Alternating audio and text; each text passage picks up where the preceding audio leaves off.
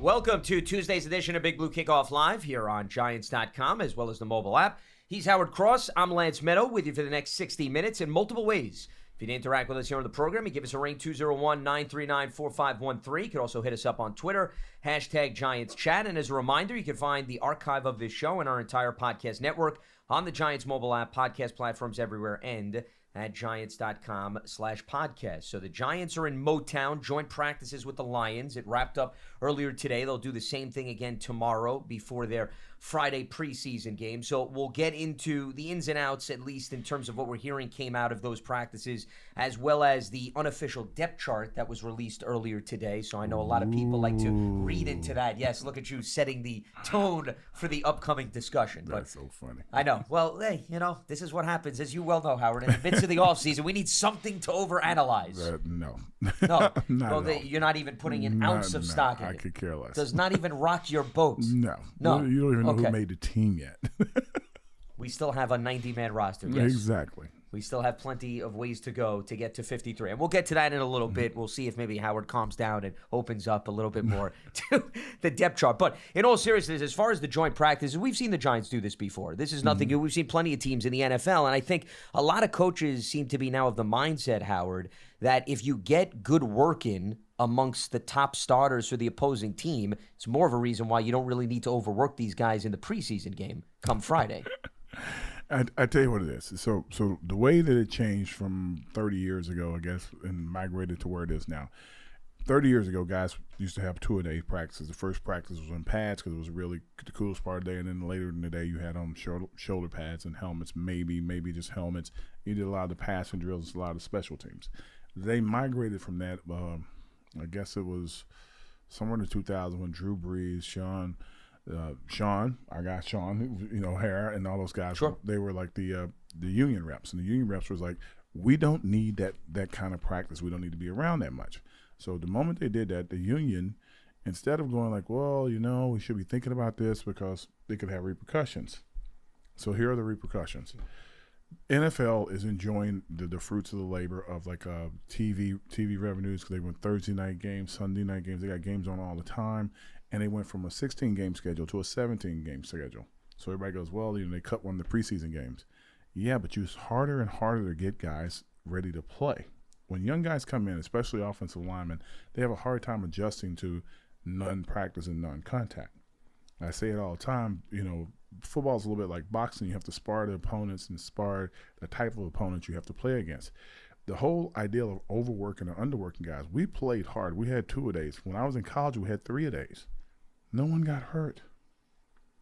It's just that they just didn't want to spend their time practicing, and that's what changed it. So this opportunity to practice against another team is an opportunity for you to ramp up the reps, the speed, and the pace because you're playing against someone else. And now you have this ideal that, hey, I can actually go full speed to work on my technique. It's sad that that's how you have to do it, but we used to do it back in the day. I practiced against Cleveland. I practiced against the Patriots. I even practiced against the Jets one week. So we've done it forever. But the ideal now and the talk and talking heads, which we are, is that they get this good work in because, so you don't have to work so hard in the preseason game. The preseason games used to be to try to learn the offense and defense, the starters, how to create pace. The first game was for you to come out to get some reps. So you can learn how to come out and get ready for a game. You worked all week, come out and get reps. The second game was built into hey, let's get a couple more reps. Let's work through a quarter, work into the second quarter so you can see what's going. The third game, you'd come out after halftime and run a series or two. The fourth game, if you were lucky and you're a veteran, they'd let you play. If you were unlucky and you're a veteran, you watched the kid that was behind you playing, and you'd hope that he didn't have a good game. Sure. Yeah. So mental games. That's what the whole preseason was, and it was exciting to watch because you got to see, all right, these are our starters. Now the starter sits down. Okay, so this is the kid that could replace my starter. So you got to watch him. Now you're just watching guys, and the talk is all the time is that it's not exciting. It's super exciting. You see these kids. And some veterans, but some kids that are going out and fight for the position and trying to make the team. I enjoy it because I get to learn who these kids are, what they can do, and what you can see. But like you said, it's a completely different ball game at this stage compared to what you just broke down with the 4-game structure. The 3-game structure now, I mean, you're lucky if maybe your starters get in 1 game, if anything, at this point. I hear people like Greenberg. I don't want to beat on him, but I hear people like, oh, we got to protect our players. It's football. You can't ever protect them. There are tons of non-contact injuries now that I don't know why we have, but I think that the guys need to play. You need to get used to doing something. You need to go against real competition. Like in preseason, you take care of each other. Even though you're playing against another team, you're going to take care of each other. Until it's time for you to like really get after it, you don't really get after it. And that's the way it used to be, unless these guys don't like each other now or something. But I would never exchange a jersey with anybody I played with or against.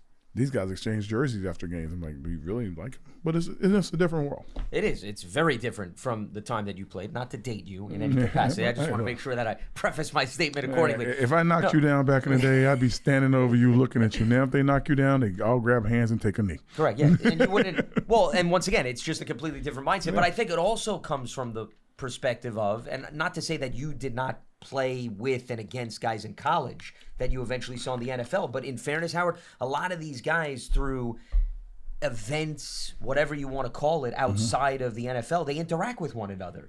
Where I don't think that was happening a great deal, right? You were friendly with your Giants teammates. You weren't necessarily going out of your way to talk with guys from other teams. My Giants teammates, we were family, but outside of that, no. Even like Buffalo with Cornelius Bennett and Bruce and those guys, and Cornelius was my college teammate.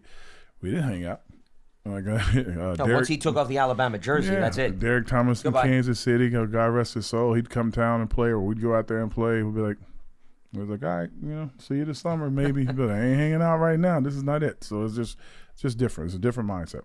And I think that's been spelled out definitely over the last few decades especially. But as far as the approach with these Lions practices, I think from at least the player's standpoint, and this is something you can relate to and attest to, it is nice to go against somebody who's not your teammate, who you've been going against right over the last few days, just to get a different look. Because I would think, Howard, when you go up against your teammates on a daily basis, you sort of get an idea of the tendencies of the player you're going up against, right? After a few days, it's nice to differentiate a little bit after all of that. You start getting, because once the plays are all put in, and that's what they're trying to do is get the entire playbook installed, then you start hearing the calls.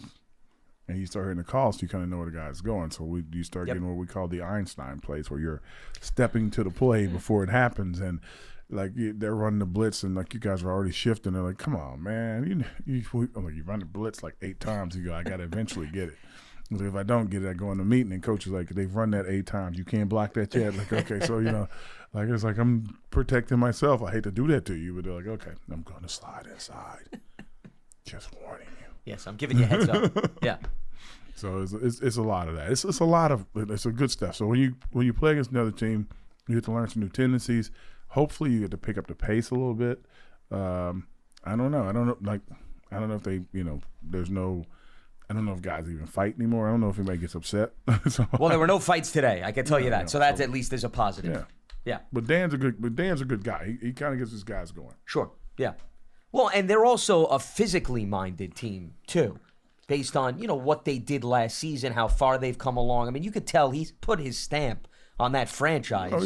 Completely 180. Biting kneecaps is what Dan's talking about. Well, but I think that they'll play hard. I think they'll go out and go tough. I don't think that they'll tell them Dan will be really hard on them, but hey, play clean, and they'll play clean for them, and they won't get into the mud until season starts. I also think it helps that Brian Dable and Dan Campbell know each other very well. Yeah, they too, do. Right? Because you had 2 coaches that prepared accordingly. They were crossing paths with the Miami Dolphins organization. So did Joe Shane. Not to say that if there were 2 coaches that didn't know one another, they wouldn't have ample time. They wouldn't practice against each other. Correct. You always want to at least have that trust factor already built in. So that's a big reason why, obviously, when they saw that they were on the preseason schedule together, they figured, all right, might as well maximize a few extra days leading up to this contest. But as far as what I was talking about with respect to Detroit's physicality, you have Aiden Hutchinson up front, one of their young pass rushers, so that's good for the sake of the Giants' offensive line. Even a guy like John Kaminsky, too, who had a really strong season for the Lions last season. He's another pass rusher. And then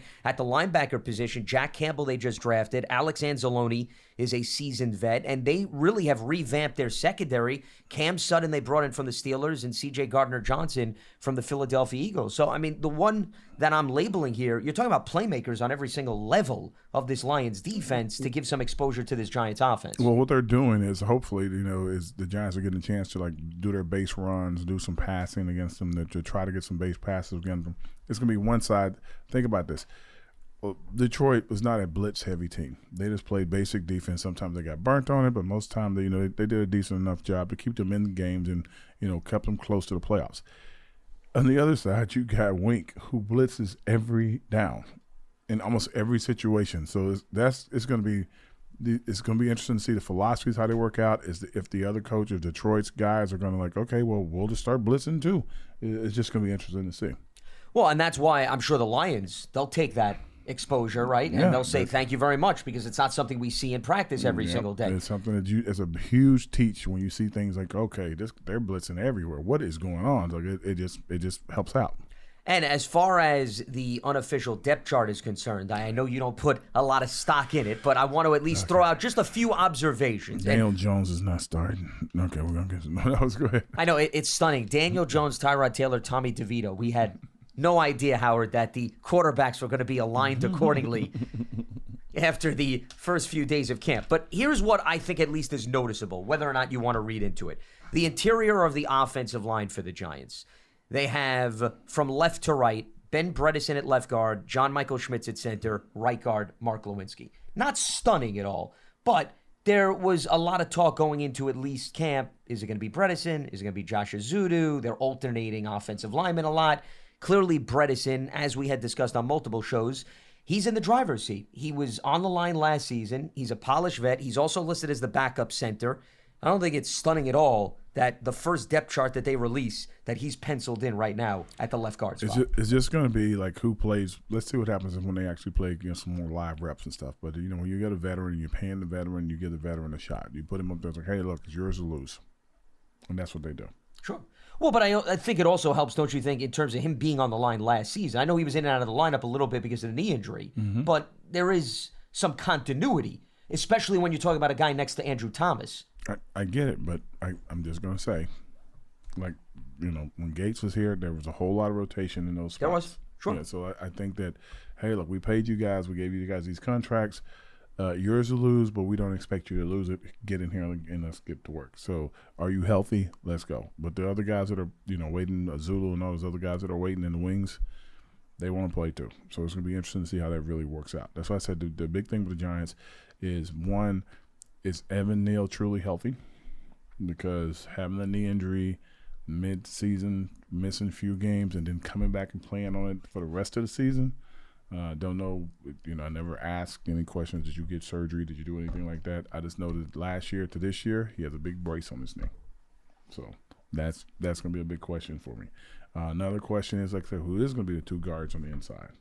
And if they can, can they hold up? If they can hold up just minimally, just average, the team's going to have a great offensive season.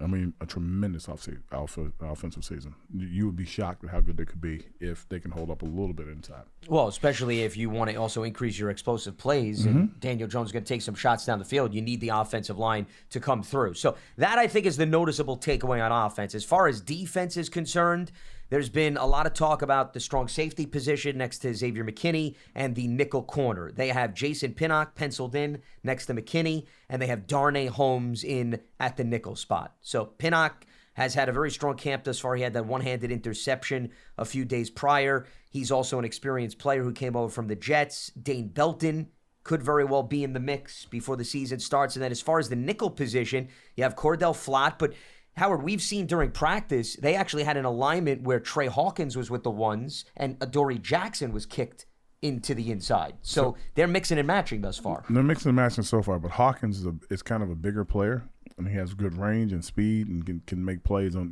some of the more physical receivers. So if you had Hawkins on one side and Banks on the other side, or Adoree Jackson in the middle, you would have three very qualified guys that could really make plays and stand up against some big-time receivers. Darnay Holmes knows that he's like in a battle for this. If Hawkins keeps maturing, Flott can play slot. He's got the quickness and the speed to do it, and he can stand up against some guys. He can also play outside, even though he's not the biggest guy in the world, but he can definitely play outside. He has great ball skills. Like I said, Darnay Holmes has got to like really pick it up. The safety thing, it's pretty interesting. I think Pinnock is the guy to beat out everybody else. Problem is they play 3 safeties. Who's going to be the third safety? Who's going to be the guy that's going to be able to step up and make those plays? But were they playing 3 safeties because they didn't have a choice because of the linebackers were all hurt? So it's going to be it's a little interesting to see what's going to happen. Well, Nick McLeod, who remember transitioned to safety, he has cornerback in his background. Mm-hmm. So I think if they do throw out a third safety and you're putting him closer to the line of scrimmage and you wanted to match up with a wide receiver, that's appealing. And then we saw Dane Belton show some flashes last season too. And he played, remember, Howard, a very versatile position in college. Absolutely. So I think both of those guys are appealing if they are thrown in with an extra safety on the field. They just need to be able to like keep up with all the plays that McKinney's going to be calling from the secondary. He's going to be, he's dialed in with Wink, and there's going to be a lot of stuff going on. Last facet, special teams, the return individuals. Yes, drum roll, please.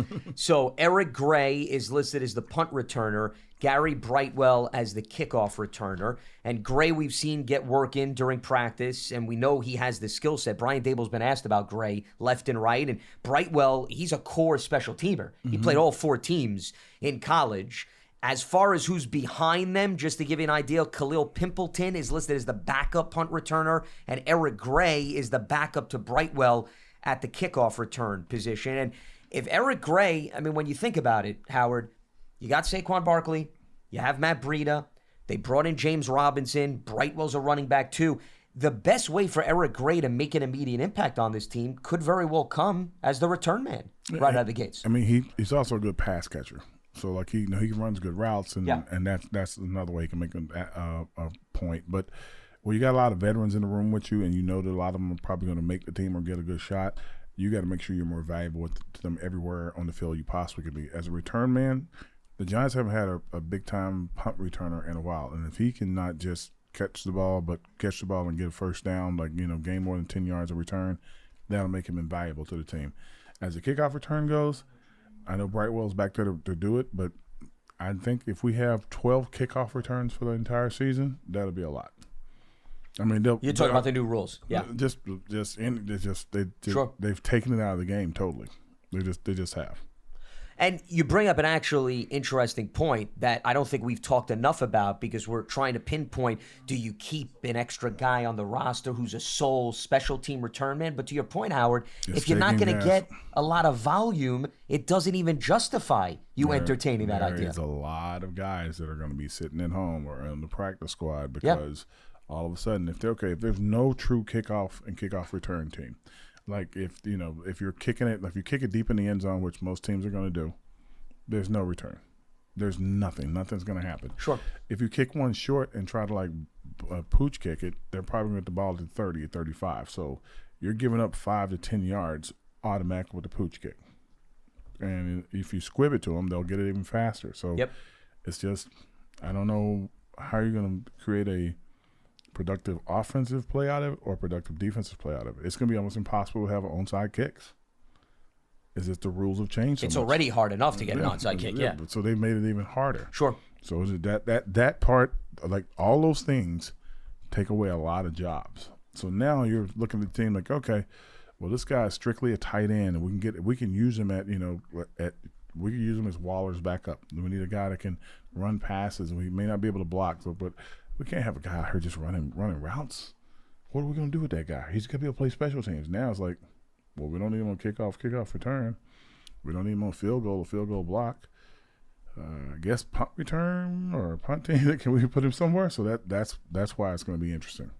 And you posed the question, when was the last time the Giants had a dynamic return man? I'll bring up, I think Dwayne Harris is the guy that comes to mind, Howard. Yeah, I would throw out, right? Harris was pretty good, yeah. And Harris also played on all 4 teams, and he wasn't a return man. The other name that I think is worth mentioning is Antonio Hamilton, who wasn't much of a secondary guy, but he was a good, sound defensive presence, gunner on special teams. Those guys come to mind. But once again, as you mentioned, if you're not asking the guys to make big-time plays, it's hard. Then do you say to yourself, well, we're going to keep somebody who we know is an defensive and offensive-minded guy who's going to contribute, and it's not even going to be a question about how much we're going to use them on special teams? If it's me and you're a special teamer, if you can do it, man, try to be a gunner. If you could be an effective gunner or effective guy blocking the gunner, you can stop them from returning punts, or you can get a punt return started. I think that's the most they'll be looking at. There'll be 4 guys or 4 to 5 guys that'll be on the team because they're going to be used specifically to stop the gunner from getting down the field or to be the gunner to get down the field. So some food for thought with respect to special teams when it comes to finalizing the 53-man roster. Few reminders, and then we'll open up the phone lines at 201-939-4513. The Giants Huddle podcast. You can check that out on your favorite podcast platform. You could also head to giants.com/podcasts. Run or walk with Giants legends. The Giants Foundation will host a 5K race and kids run. It's presented by Quest. It's coming up Sunday, October 8th. 9 a.m. at MetLife Stadium. Net proceeds will benefit the Giants Foundation. All participants will receive a commemorative T-shirt. After the race, stay for post-race festivals with appearances by Giants legends and a live DJ. You can register now at giants.com/5K.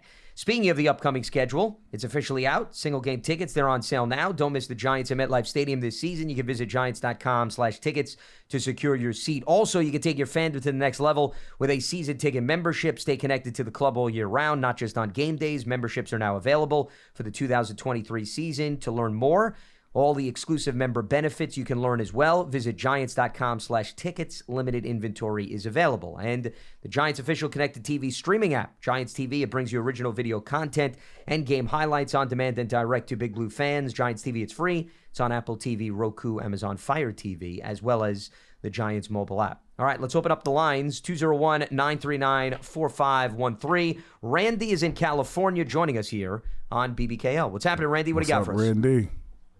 Hey, I appreciate you guys, all your information and helping us with this, all the hard work you guys put into this. So, well, thanks for tuning in. Appreciate it. And I got Cross's jersey, by the way. I'm old school, so my age there you is go. not an issue. There you go. Yeah, you and Bavaro, man, you guys are awesome. So just want to throw that out there. I appreciate it. Hey, I was curious. You guys, they had a problem paying Barkley $10 million, right, for this year because it was kind of high priced. With the salary cap going up and everything next year, and him going to be looking at what, 12 to 13 million under the tag, do you see a scenario where we may possibly move him if the season's going sideways before the trade deadline? I have no idea. Have they ever traded somebody? Have the Giants traded somebody in the middle of the season? Well, Kadarius Toney. Oh yeah, So, right. But that was because they were unhappy with him. Period. That wasn't because the season was going bad. It's because they were just unhappy with him.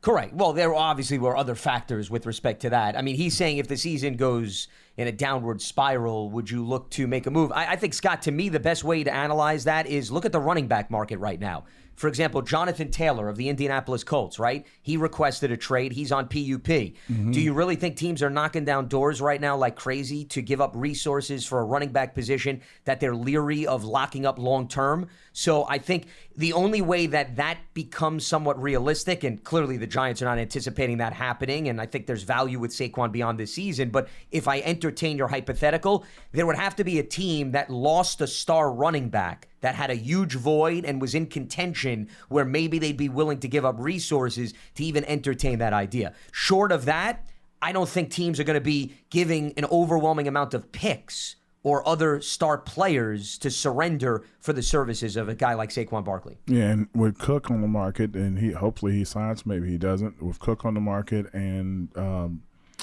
Zeke still on the market, you got to think that there are guys out there that are looking to play that they're going to take a lot less money than to trade for Barkley for. Not. Do you think we'll pay him next year? I have no 12 to idea. 13 million? And I think that's a lot of money. Well, think of it this way. This is how I look at it. I think running back position is now based upon a 4-year, appearance in the league. I think anything they get after that if a running back stays 7 years, he's going to stay 7, but he's going to be unhappy for 7. If he stays 10 years, he'll stay the extra 5 to 6 years, but he's going to be unhappy staying because they believe that they deserve more money. And if they're healthy, they get paid. I mean, and I think that they'll give them one extension. I think they'll go in the third year. They'll give them to 5 years. But outside of that, that's going to be very hard for running backs to get their money because the league is kind of turned to this. We're throwing the ball. They're going to pay their tight end more money. They're going to pay their star receiver more money. They're going to pay their left tackle more money. They're definitely going to pay the quarterback more money. They're going to start. They already pay the DB, the defensive end, and now it looks like the guys that play in the middle. If a guy can put pressure on the quarterback from the nose tackle position or the D tackle position, they're paying them a lot of money. So like they're just unfortunately running backs have become what tight ends used to be. Now the other tight ends are moved up the chart, and the running backs are moved down the chart. And Randy, one other thing I'll add is I know you threw out it's a lot of money. Really, it's not that much money when you look at the other franchise tags around the NFL. Running backs are actually a bargain. So I really don't think it's a big pressure financial situation if they chose to tag him again, because to Howard's point, you play out the 4-year rookie contract, the 5th-year option if you're a first-round pick. They tag you 2 years in a row, and then they can move on from you. I mean, that seems to be the cycle in today's NFL. And we'll let you go on that note, Randy. Appreciate the phone call. First of all, and most of the backs, and just so you know, most of the backs don't make it that far. Sure. I mean, they just don't. I mean, Christian McCaffrey is a great example. He's playing for Carolina. He's doing a good job. He was banged up, was hurt. They're like, okay, we can trade or move on from him. They traded him and moved on from him. He's doing better in San Francisco, but he doesn't have the same kind of workload as he had in Carolina. So that's what they're looking at. They're like, oh, well, we can get another guy in here, but he's not Christian McCaffrey. Yeah, but we don't have to pay him as much. And it's like that's kind of the way the league's looking at it. Well, they brought in Miles Sanders, to your point, right, from Philadelphia. That's who's replacing Christian McCaffrey. Exactly. And he cost them just over $6 million on average annual salary. It's a bargain. Yeah. And that seems to be the thought process for most teams. Now, there's exceptions. Derrick Henry got another contract, and there's a few other guys that we've seen. But out of 32 starting running backs, Howard, what are we talking? 4 or 5 guys 3 that get, I'm just telling you, it's 3. Yeah, no, I'm with you. Yeah. So the volume is minute, and I think a lot of running backs around the league are coming little by little to grips with that. Let's head. And here's the last point on this. Sure. Like after the running back gets the new contract, the big extension, unfortunately, they all get hurt. That's the track record. That's the history that's on the books right now. And that's another reason why a lot of teams don't want to risk locking up running backs for that long period of time. Because, I mean, even if you look for the running back by committee setup, most teams over the course of a season, they're going to utilize like 3 or 4 different running backs. They're going to have to. Yeah. Because one guy's not getting through all 17 games. That's right. It's just not happening. I mean, Derrick Henry, to further lay out your example, if you remember the year after he got the contract, he had 8 games played. So he already got hurt. That's what I said. No, I'm completely with you. Zeke Elliott got the big contract the next year, hurt. And it's not like they meant to get hurt or they were like, oh, well, now I can take a break. No, they're legitimately hurt. So it's an interesting thing. Let's head back to the phone lines. We'll check in with Ben in Florham Park. What's happening, Ben? What do you got for us? Good afternoon, guys. I had the opportunity to go to the training camp practice on Friday. And I wanted to just ask about how the training camp is being run, and then ask about 2 specific players. Given it's the second year of Dayball and Wink, are the tactics in this camp different than last year, meaning that like they've installed some of their offense, there's some familiarity and confidence in some of the players running schemes? Are the practices and training camp being run differently? And then around the players, I saw that Wandale was running routes on the side. I know he's pup. Do you think he's going to get activated before the start of the regular season? And then the other question is around Trey Hawkins. There was some buzz about that the rookie cornerback that flashed early. How's he doing? And do you think he's going to be in the 2 deep at some point? All right, Ben. We'll answer all those questions. Appreciate the phone call. You want to take the first one in terms of the approach to this camp? The approach to practice is almost identical. Last year, they were doing things that were a little different to Daniel. So like that they would throw stuff in and have him run plays, and he would know what the play was supposed to be before it got out there and what the defense was going to be. And he would coach would look over at Wink and go like, and then they would send a blitz at him just to see how he react and stuff. this year, Wink is sending every blitz in the book constantly. Daniel has more weapons to get the ball to. The offensive line is playing a little bit better. The defensive line is playing really well as well. Because you got some guys that all want to make Pro Bowls, that all want to have double-digit sacks. So they're cranking it up a little bit. So the offense looks a little bit better. Hyatt is outstanding, and Paris is out there looks great. Shep's come back and look good. I mean, you said the Hodgins, the Slaytons, and all these guys look great. Waller looks incredible. Bellinger looks good. I'm like, so as I say that, there's as many of those great plays they're having. There's totally great plays and highlights on the defensive side of the ball as well. So I don't know. I mean, I don't think there's a huge difference in practice. I think that the concepts that they were leaning into last year as an introduction, they will get expanded. That's how I look at it.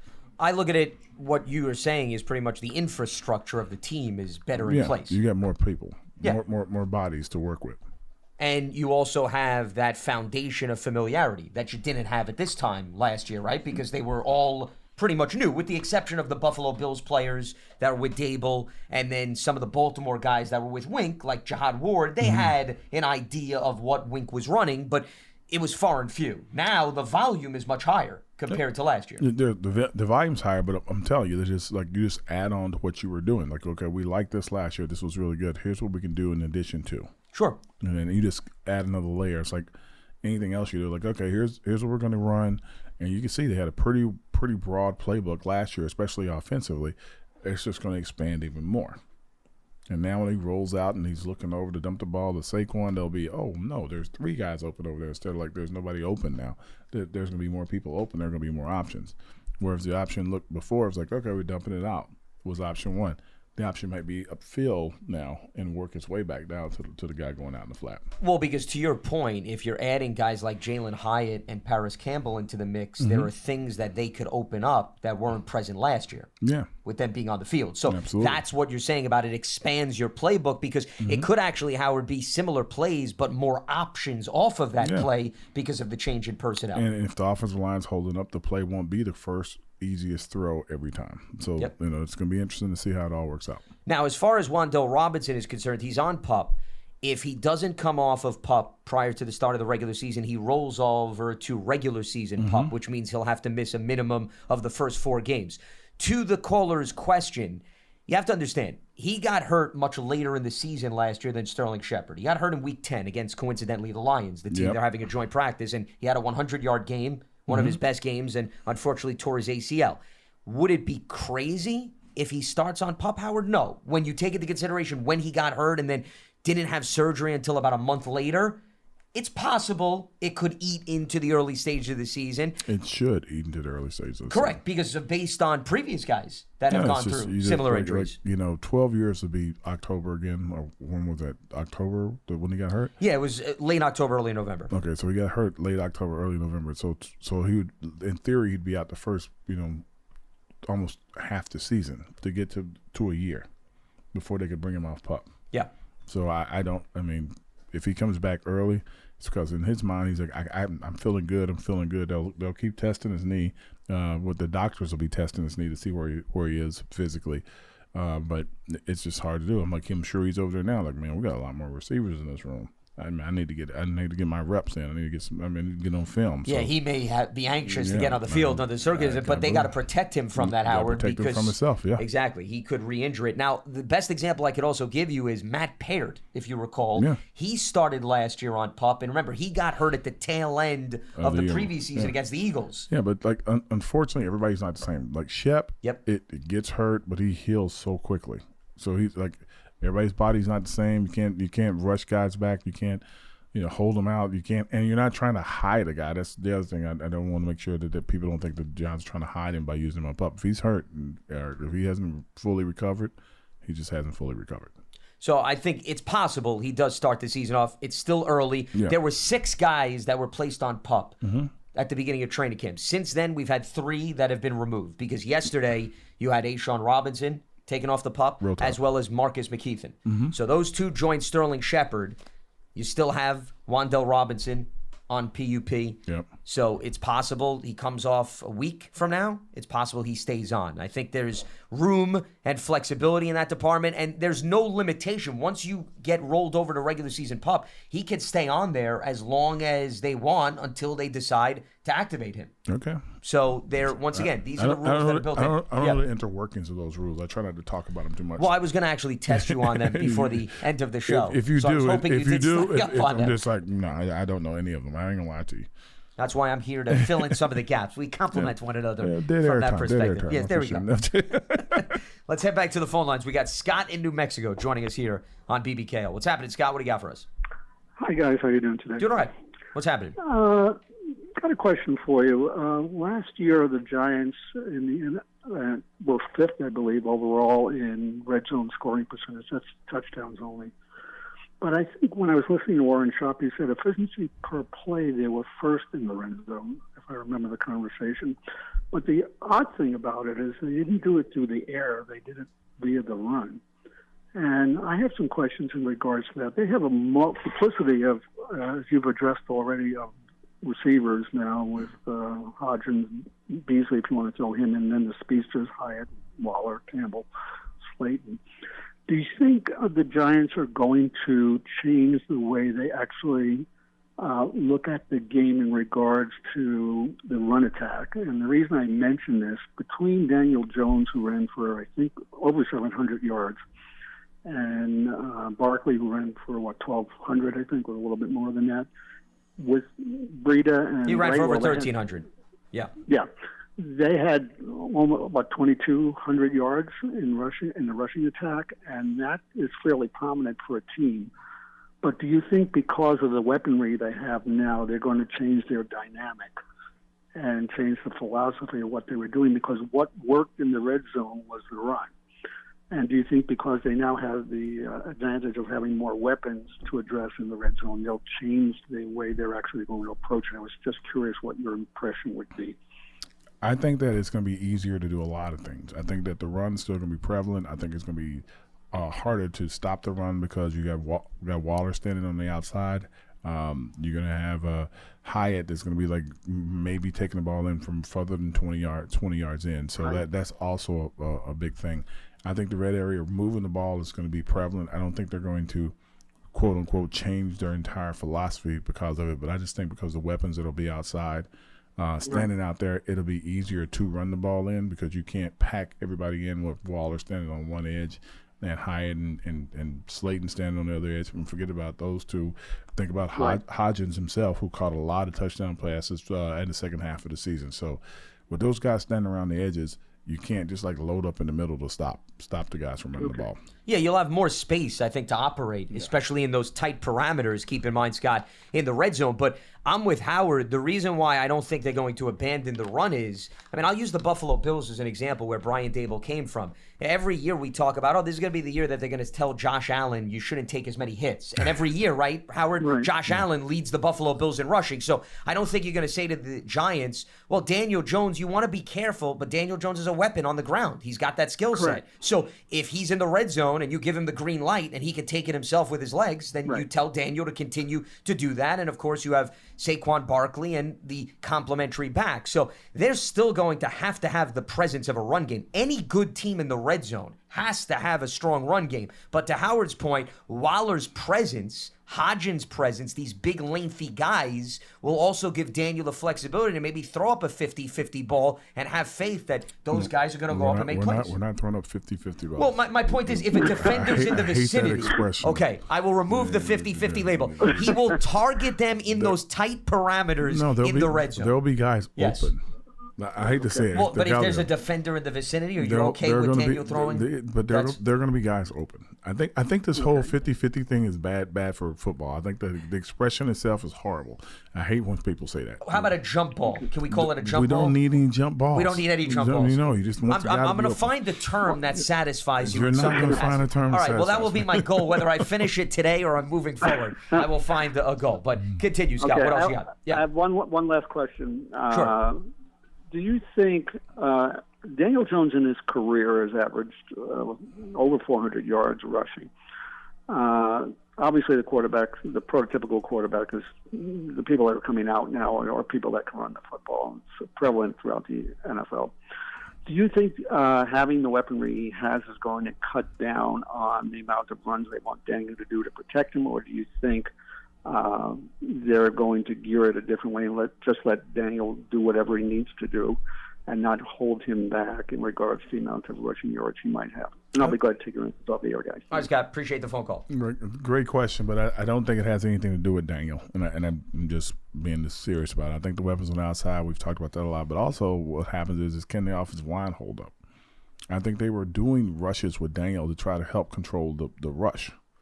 You know, if you got a whole bunch of guys coming, you know they're going to blitz. Okay, we know that one player might be limping out there and he's trying to do his best job. We're going to send extra pressure on his side to make sure we get somebody running free. So what do? You run away from that side and let guys go. And that's what was happening during last year. Daniel has been, fortunately or unfortunately, and I don't want to badmouth anybody, but Daniel's been running a lot because he had to run his first few years in the league. If he didn't have to run, he'd probably be throwing the ball to guys that were open, not 50-50 balls, open guys. And so, when you got guys that are open, you get more confidence. And I don't think people realize that. You get a lot more confidence. So, when guys are open, you can see them better. So when a guy starts to get close to him, he's still open. But if you start out and you're looking and you see, for no better term, you got a guy in the Giants in a blue jersey and a guy that's following him in a red jersey or a green jersey or some other jersey, and you see that jersey, you can't see him, you don't usually throw the ball to the guy. And the theory of the 50-50 ball and the expression, I get it. Oh, he's a great 50-50 catcher. That means he's not open. And I tell people that all the time. They're like, but he got great wingspan, the 50-50. He get jumps ball. He's not open. And you throw it up, if you throw a 50-50 ball or a jump ball, you're throwing it out of desperation. You're not throwing it because he'll make a play on it. Well, I guess the guy that comes to my mind with that expression, whether you see it fit or not, DeAndre Hopkins. Okay, with his athleticism, Howard, you're smirking. Well, this is going to be some response. But let me just throw it out. Hopkins, if I'm a quarterback, okay, I'm just telling you my perspective. If I have DeAndre Hopkins down the field, whether he's open, he's got to step on the defender is all over him, blanketing him, I feel good about giving him a chance to make a play. That's all I'm saying. Because I have faith in his track record. So that's why I would use the 50-50 jump ball expression. That is so bad. I feel bad for you, DeAndre Hopkins. I feel bad that you've been painted into this light. He's been open most of his career. The reason why he's without a doubt. The reason why he's doing 50-50 balls, the quarterbacks he's been playing with, for the most part outside of Watson, were, at best average. The offensive line he's been playing with the entire time or is at best average. And I do mean at best. Watson was the best quarterback he had. And then they got him out before Watson could ever even really fully realize the potential of how Hopkins could be when they got the offensive line just a little bit better. That was Bill O'Brien, by the way, right? I just want to say that. And so that's what you're looking at. Hopkins is not a 50-50 ball catcher. He is a desperation ball catcher because everybody's throwing it to him because everybody's covered. The quarterback is flushed from the side. They're doubling Hopkins for the play starts. That's not a 50-50 ball. That's desperation. He's going to throw it up. It's like a basketball rebound. We're fighting for the ball. And he would have 300 catches a game, or 300 catches a year, if he wasn't being triple team and quadruple team if someone else was on the other side. He'd have 300 catches a year if the offensive line was decent enough to protect, so the quarterback had time to throw the ball. Because he's open. He's got great speed. He has great hands. This same thing that was with Megatron. Yeah, 3 to 4 guys would be on top of him, and they would throw the ball to him okay, we're just going to throw it to him because he's going to out-jump and outdo that. That's not 50-50. That's because you're throwing it to a guy in a desperate situation. Where are the other guys on the field? Well, I think they also have more trust that he can win the desperation more so than maybe some of the other guys on the opposite side of the field. I'm just saying that. I think that's part of the thought process, too. When guys knock the ball down and you don't get the first down, and then on all those teams that he was on, that he's played, and he was that guy, that's a desperation ball guy. Any playoffs? Well, you know what I remember most with Hopkins? Any playoffs? Who, Hopkins? Yeah. Yeah, they went to the play. The Texans went to the playoffs a few times. One time. I'd have to look that up. You may have to Bill O'Brien and the Texans went to the playoffs a few times, Howard. You were giving him his kudos earlier. Now you're taking it no, away? I wasn't giving him kudos. He went to a giant. I mean, Alabama and killed my team.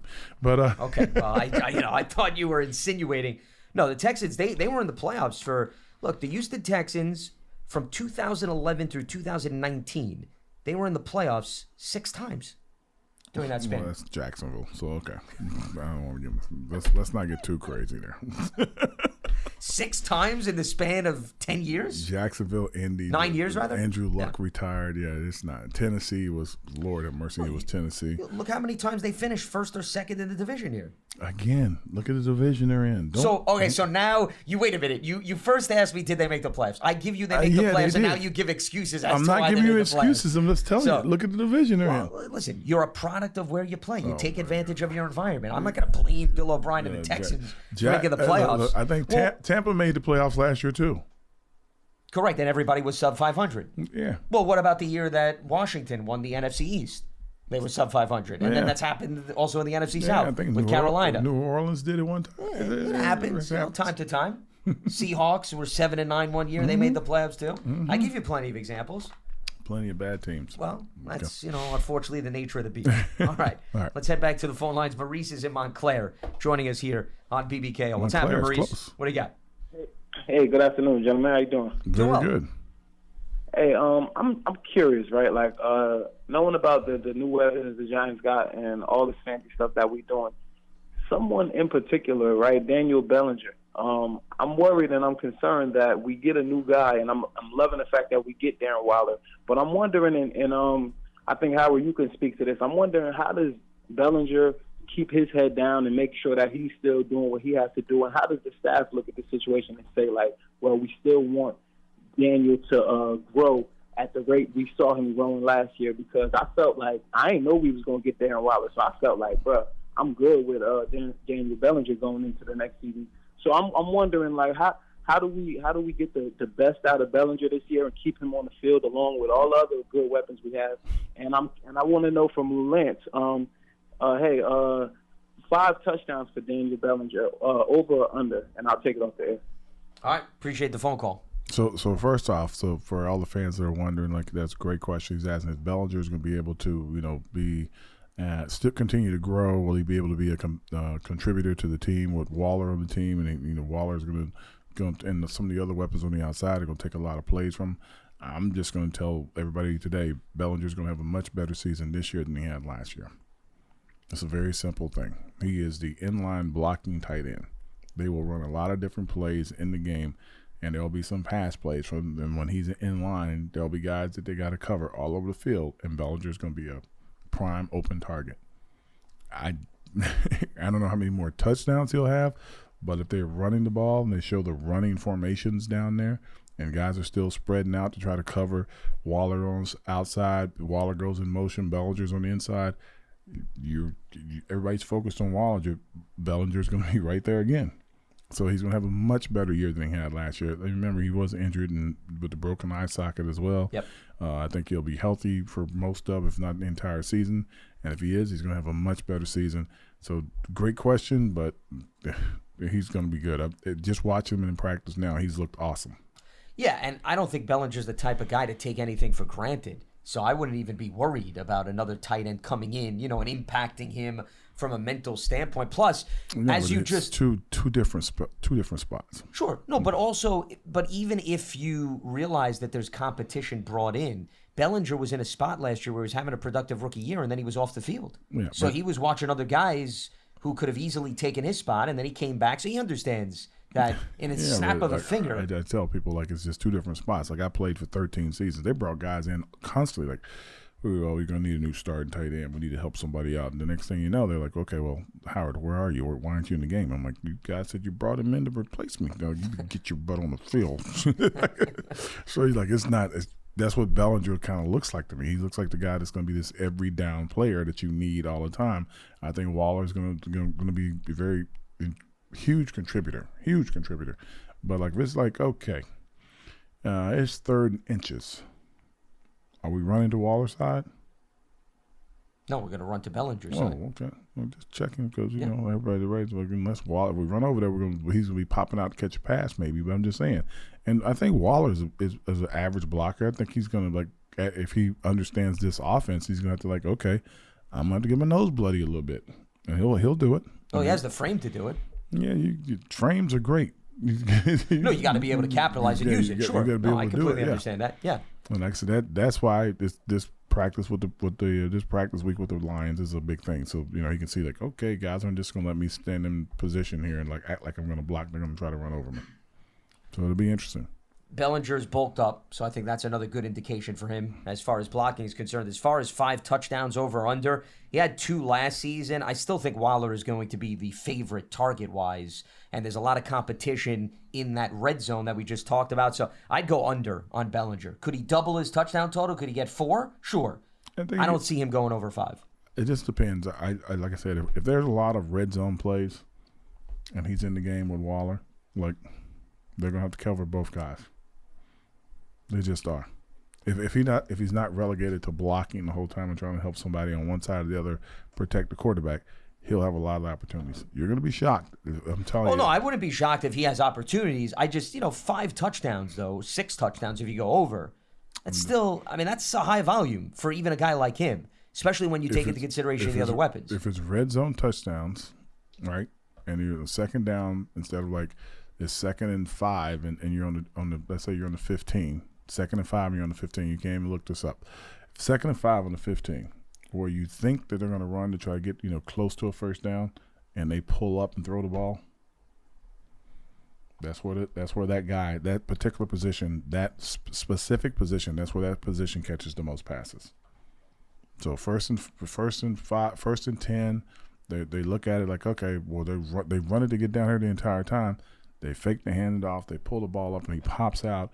It's like a 1st and 5 to 2nd and 5 or second and 2 if he catches the ball right there. That's where these tight ends get the most burn.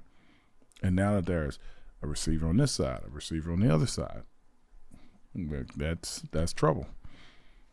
Remember, the other thing is, do all these guys hold up too? You have to take into consideration. I think the receivers are going to hold up. There's enough of them.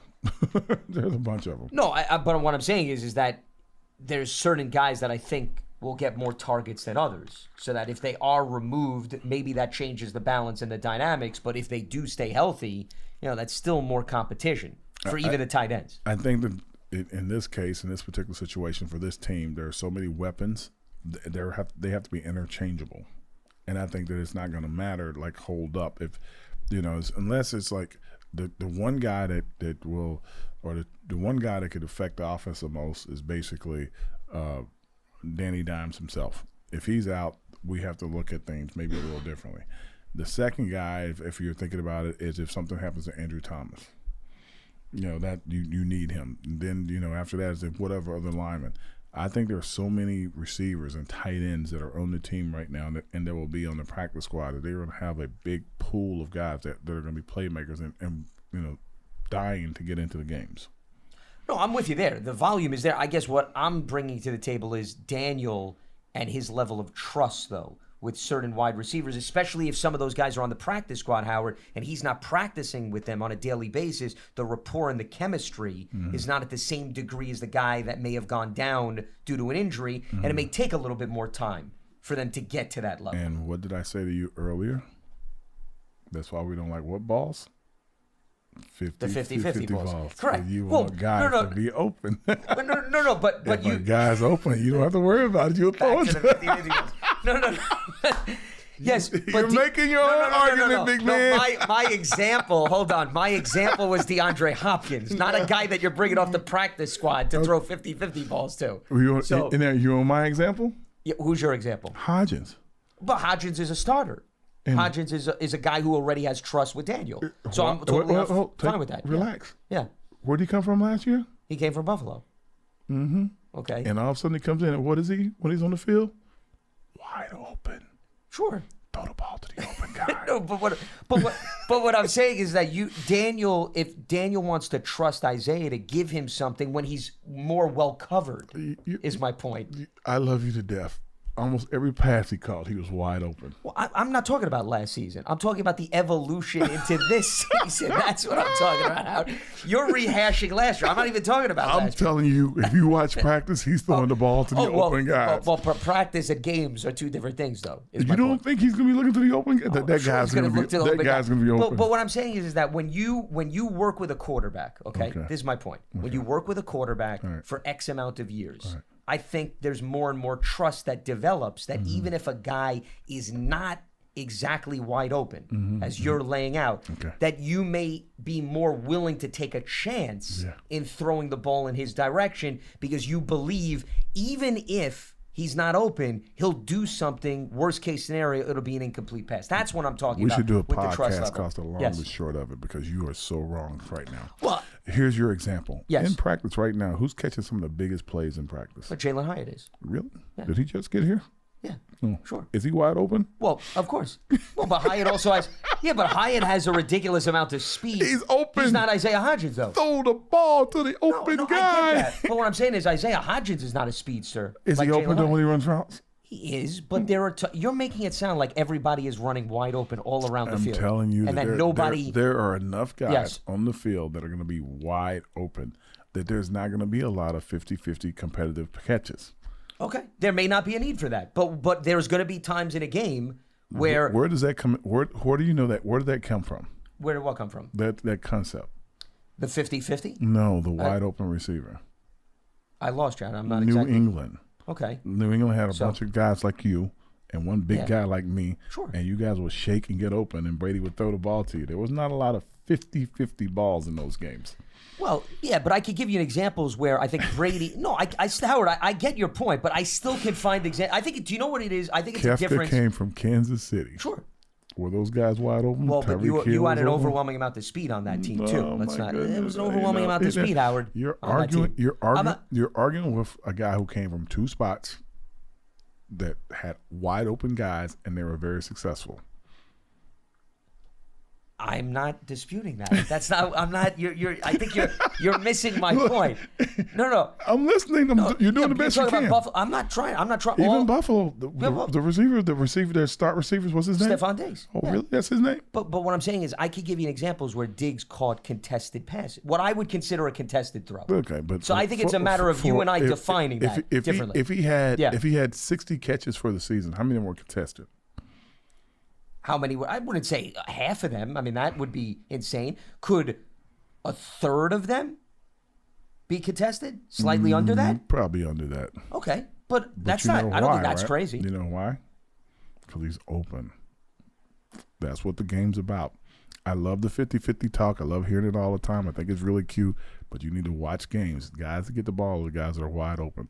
If there's a contested throw, it's like he was open when I threw it. Okay, no, and then see now I think you are on the same page. Meaning open when he threw it, meaning you saw he had a step. But I'm saying by the time the ball arrives there could be a definition and an interpretation of it being contested. That's where I'm coming from. That's what DBs do. Okay. So that's what I'm saying. As I would say when I'm with Smelk, you're in the weeds there, buddy. Hey, we have enough time on this program to go in the weeds. We go through the trees. We go through the leaves. We go through all different formations that come from the forest, as I like to say. With that being said, that will wrap up Tuesday's edition of Big Blue Kickoff Live as we lose track of all of these days here during the course of training camp. We appreciate everybody tuning in, and we reminder that it is part of the Giants platforms everywhere, as well as Giants.com/podcast. For Howard Cross, I'm Lance Medow, back up and running again on Wednesday at 1:30 p.m. Eastern. Stay locked to Giants.com for all the latest, and we'll speak to you on Wednesday right here on Big Blue Kickoff Live. Have a good one.